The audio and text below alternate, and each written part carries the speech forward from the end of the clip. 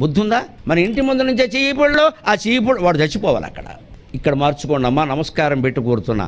పేదవాళ్ళ దగ్గర, చిల్లర వర్తకుల దగ్గర వస్తువులు కొనండి, పెద్ద దుకాణాలకి వెళ్ళకండి. ఇదే జ్ఞానం, ఇదే జ్ఞానం. ఎవరికి నచ్చదు, నాకు తెలుసు, ఎవరికి నచ్చదు. డీమార్ట్కి వెళ్ళి నాశనం అయిపోతేనే బాగుంటుంది. మన ఇంటి ముందు నుంచి రోజు తిరుగుతున్నారండి. నీకు బిస్కెట్లు కావాలి, డీమార్ట్కి వెళ్ళి బిస్కెట్లు కొంటావా? ఏదో బిస్కెట్లు అమ్మడానికి సామాన్యుడు లేడని సైకిల్ వేసుకొచ్చాడు అతను.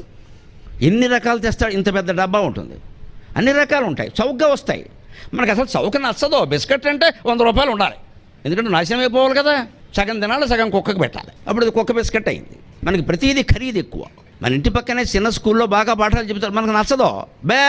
ఇంటర్నేషనల్ పబ్లిక్ స్కూల్ 3 ఎకరాల అమ్మాయి చదివేది 3వ తరగతి. ఏ తరగతి చదివితే 2 ఎకరాల అమ్మాయి. ఇది ఇంత చేసి వీడి ఇంటికి వచ్చా కాళ్ళు గొడగడం. వై కాళ్ళు గడగడం? ఐ డోంట్ నో అంటాడు. ఇప్పుడు కాళ్ళు గడగడం